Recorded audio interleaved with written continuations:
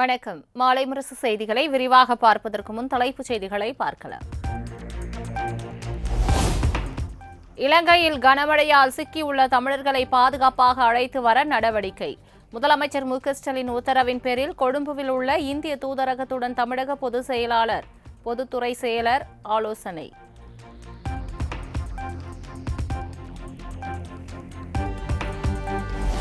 புதுச்சேரிக்கு தென்கிழக்கே 300 கிலோமீட்டர் தொலைவிலும் சென்னைக்கு தெற்கே 400 கிலோமீட்டர் தொலைவிலும் மையம் கொண்டுள்ள டிட்வா புயல் வடக்கு வடமேற்கு நோக்கி 8 கிலோமீட்டர் வேகத்தில் நகர்வதாக தகவல்.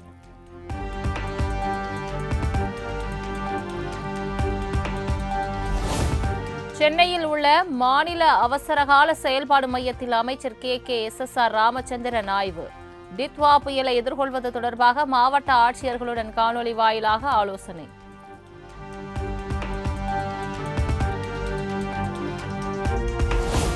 தமிழ்நாடு முழுவதும் மீட்பு பணிக்காக 28 குழுக்கள் தயார் நிலையில் உள்ளதாக அமைச்சர் கே.எஸ்.ஆர். ராமச்சந்திரன் பேட்டி. சென்னையில் மட்டும் மழை முன்னெச்சரிக்கை பணிக்காக 6 குழுக்கள் களமிறக்கப்பட்டுள்ளதாக தகவல்.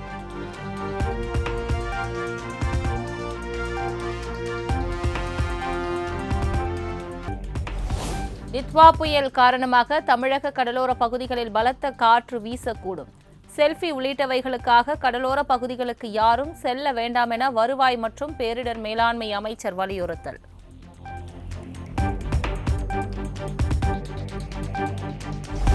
மயிலாடுதுறை, கடலூர், விழுப்புரம், செங்கல்பட்டு மற்றும் புதுச்சேரியில் இன்று அதி கனமழைக்கான ரெட் அலர்ட். திருவள்ளூர், ராணிப்பேட்டை ஆகிய 2 மாவட்டங்களுக்கு நாளை ரெட் அலர்ட் விடுப்பு.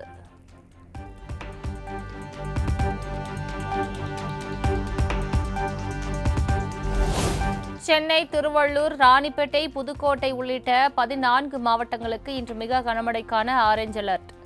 காஞ்சிபுரம், வேலூர், செங்கல்பட்டு, திருப்பத்தூர் உள்ளிட்ட 7 மாவட்டங்களுக்கு நாளை மிக கனமழைக்கு வாய்ப்பு.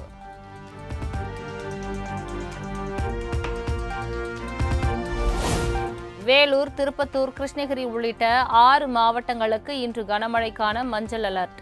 சேலம், கள்ளக்குறிச்சி, திருவண்ணாமலை, விழுப்புரம் ஆகிய 4 மாவட்டங்களில் நாளை கனமழை பெய்யக்கூடும் என கணிப்பு.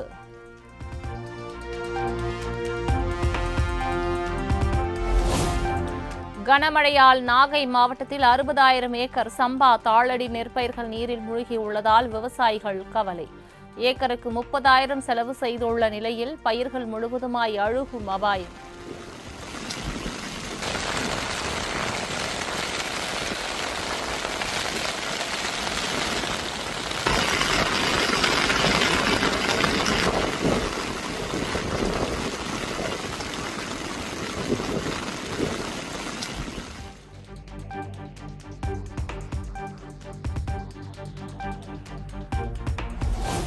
தொடர் கனமழையால் தூத்துக்குடி மாநகர் மாப்பிள்ளையூரணி பகுதியில் குடியிருப்புகளை சூழ்ந்த மழைநீர். பலமுறை மாவட்ட நிர்வாகத்திடம் கோரிக்கை வைத்தும் மழைநீரை அகற்ற எந்தவொரு நடவடிக்கையும் எடுக்கவில்லை என புகார். இங்க மழை பெஞ்சு கடந்த ஒரு வாரமா தண்ணிக்குள்ள நாங்க கஷ்டப்பட்டுட்டு இருக்கிறோம். எங்க பகுதியில எங்க மக்கள் போறதுக்கு சாலை வசதி கிடையாது. களிமண் பகுதியா இருக்கிறதுனால ஒரு அடிக்கு மேல நாங்க நடந்தா எங்க கால் உள்ள போகுது. நடத்துக்க முடியாத அளவுக்கு இருக்கும். பஞ்சாயத்துல போய் பல தடவை மனு கொடுத்துட்டோம். பஞ்சாயத்துல இருந்து எங்களுக்கு எந்த ஒரு முடிவுமே எடுத்து தரல. தண்ணி தொடர்ந்து சாலை வசதியும் இல்லாததுனால, தண்ணீர் வெளியே போறதுக்கு வழி இல்லாததுனால இது ஒரு பெரிய தீவு மாதிரி இருக்கு.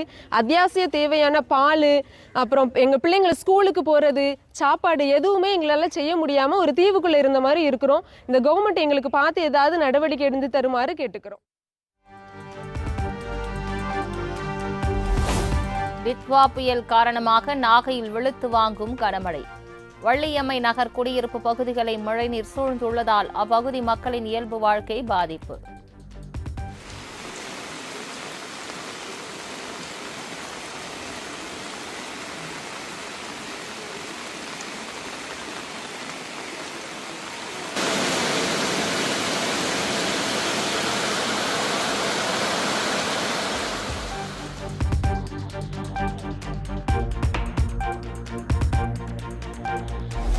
டிட்வா புயல் காரணமாக சென்னை பட்டினம்பாக்கத்தில் ஆக்ரோஷமான அலைகளுடன் சீற்றத்துடன் காணப்படும் கடல்.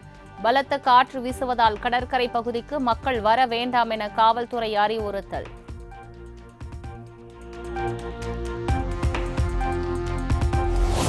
பொதுமக்கள் தேவையின்றி வெளியில் செல்லாமல் வீட்டில் பாதுகாப்பாக இருக்கவும். நெருங்கி வரும் டித்வா புயல் எதிரொலியாக சென்னை மாநகராட்சி அறிவுறுத்தல்.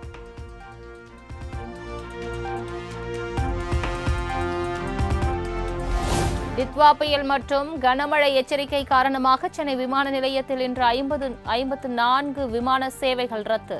பயணிகள் நலன் மற்றும் பாதுகாப்பு கருதி முடிவு என சென்னை விமான நிலைய நிர்வாகம் அறிவிப்பு.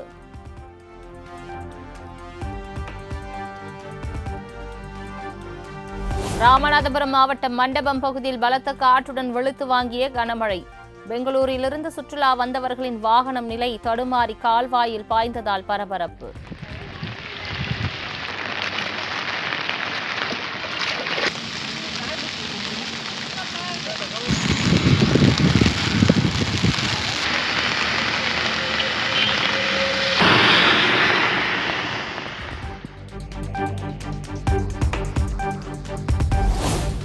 டித்வா புயல் காரணமாக தமிழகத்தில் பால் விநியோகத்தில் எந்த ஒரு பாதிப்பும் இருக்காது. பால்வளத்துறை அமைச்சர் மனோ தங்கராஜ் திட்டவட்டம். இல்லாமல் விநியோகம் பண்ணோம். அந்த படிப்பினைகளை வைத்து இப்போது மிக தெளிவாக முழு ப்ரிப்பரேஷனில் நம்ம இருந்துகிட்ருக்கோம். அதில் எந்த சூழ்நிலையிலும் மக்களுக்கு பால் தட்டுப்பாடு என்பது வராமல் தமிழகத்தில் எந்த பகுதியில் இருந்தாலும் விநியோகம் செய்வதற்கான முன்னேற்பாடுகள் நம்ம இடத்துல இருக்கிறது.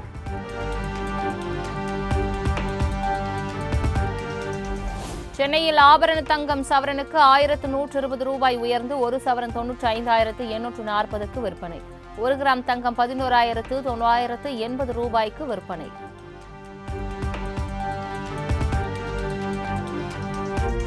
தமிழகத்தில் இதுவரை 97.86% SIR கணக்கீட்டு படிவங்கள் விநியோகம்.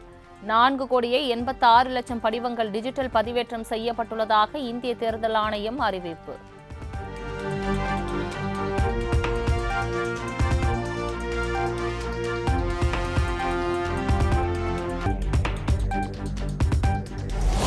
சென்னையில் முதலமைச்சர் மு.க.ஸ்டாலின் தலைமையில் இன்று கூடுகிறது திமுக நாடாளுமன்ற உறுப்பினர்கள் கூட்டம். டிசம்பர் 1ஆம் தேதி தொடங்க உள்ள நாடாளுமன்ற குளிர்கால கூட்டத்தொடரில் எழுப்ப வேண்டிய கேள்விகள் குறித்து ஆலோசனை நடத்த உள்ளதாக தகவல்.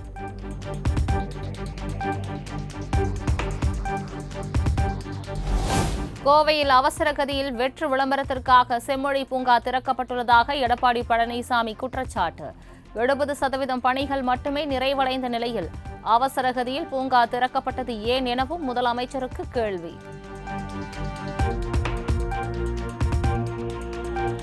இரண்டாயிரத்து 26 தமிழ்நாட்டின் முதலமைச்சராக அரியணையில் அமர்வார் விஜய் என செங்கோட்டையன் உறுதி. தூய்மையான நேர்மையான ஆட்சியை விஜய் வழங்குவார் எனவும் கோவை விமான நிலையத்தில் பேட்டி. அவருக்கு எவ்வளவு தடைகள் வந்தாலும் மக்கள் என்ற சக்தியின் மூலமாக 2026 அவர் தமிழ்நாட்டுடைய முதலமைச்சராக ஆகுவதை மக்களே முழு மனதோடு ஏற்றுக்கொண்டு மக்கள் சக்தியாக பிரதிபலித்து அவர் முதலமைச்சராக அரியணையிலே அமர்வார்கள்.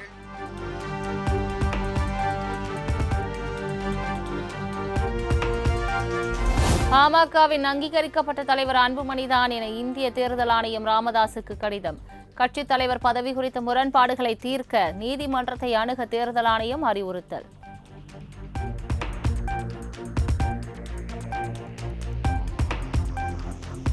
விரைவு ரயில்களில் ஏசி அல்லாத பெட்டிகளில் பயணிப்போர் கட்டணம் செலுத்தி தலையணை படுக்கை விரிப்புகளை வாங்கி பயன்படுத்தலாம்.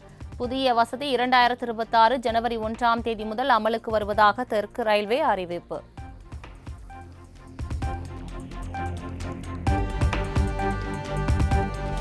திருப்பதியில் வைகுண்ட ஏகாதசி தரிசனத்துக்காக ஒரே நாளில் 4,60,000 பக்தர்கள் முன்பதிவு செயல்முறை டிசம்பர் 1ஆம் தேதி வரை தொடர உள்ள நிலையில் இந்த எண்ணிக்கை மேலும் அதிகரிக்கும் என எதிர்பார்ப்பு.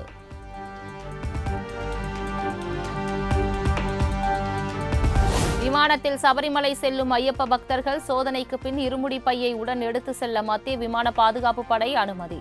பக்தர்கள் மற்றும் பல்வேறு அரசியல் கட்சி தலைவர்களின் கோரிக்கையை அடுத்து மத்திய அரசு உத்தரவு.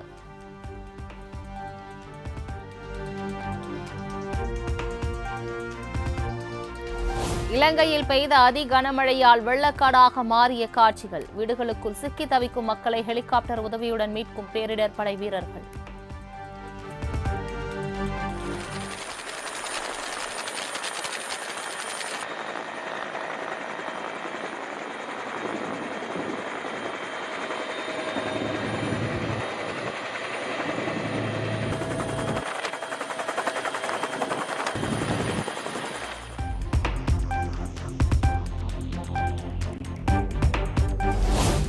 இலங்கையில் அதி கனமழை மற்றும் நிலச்சரிவால் இதுவரை 50க்கும் மேற்பட்டோர் உயிரிழப்பு. மாயமான பலரை தேடும் பணி தீவிரம்.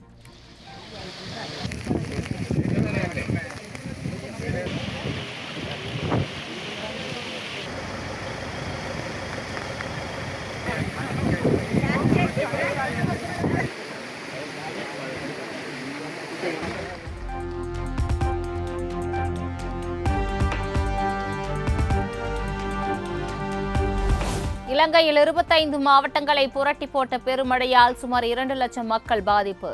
3000த்திற்கும் மேற்பட்ட வீடுகள் சேதமடைந்துள்ளதால் உடைமைகளை இழந்து மக்கள் பரிதவிப்பு.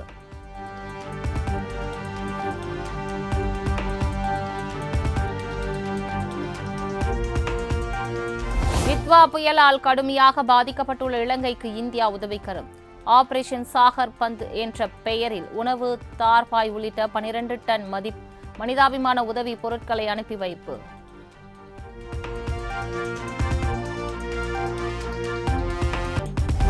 சென்னையில் கோலாகலமாக தொடங்கிய 14வது ஜூனியர் உலகக்கோப்பை ஆண்கள் ஹாக்கி போட்டி. முதல் லீக் ஆட்டத்தில் சிலி அணியை வீழ்த்தி தொடரை வெற்றியுடன் தொடங்கியது இந்தியா.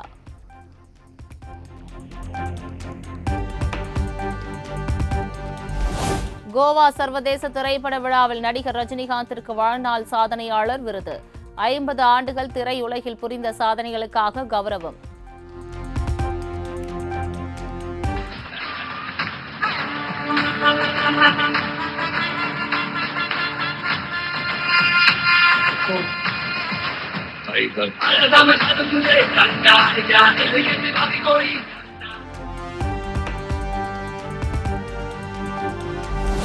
நூறு ஜென்மங்கள் எடுத்தாலும் நடிகனாகவும் ரஜினிகாந்தாகவும் பிறக்கவே ஆசைப்படுகிறேன். நடிப்பையும் சினிமாவையும் தான் காதலிப்பதாக கோவாவில் நடைபெற்ற திரைப்பட விழாவில் நடிகர் ரஜினிகாந்த் உருக்கம்.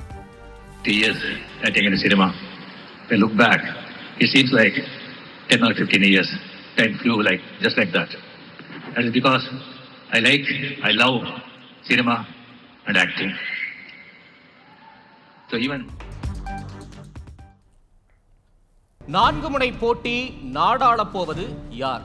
திமுகவுக்கும் அதிமுகவுக்கும் நடக்கிற போட்டியாக தான் இந்த 2026 தேர்தல் வரும்ன்றதை சொல்லி, இந்த தேர்தல் திராவிட முன்னேற்ற கழகத்துக்கு எதிரான ஒரு தேர்தலாகத்தான் இருக்கும். 2 முனைதான், 3வது முனை முயற்சி செய்து கொண்டிருக்கிறது. 4வது முனை காலம் முழுவதும் பயிற்சி செய்து கொண்டே இருக்கும். இதனால தான் சொல்றோம், கொள்கையற்ற கேள்விக்குறி.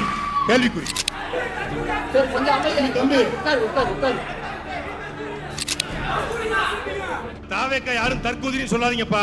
ஆக சிறந்த அறிவாளிகள். இதுதான் உங்களுடைய அடிப்படை அரசியலா? மக்கள் அரங்கம் நாளை இரவு 7 மணிக்கு நமது மாலை முரசு செய்திகள் தொலைக்காட்சியில் காண தவறாதீர்கள். Title sponsored by Best Money Gold, powered by Sowbaghya and Stern club soda.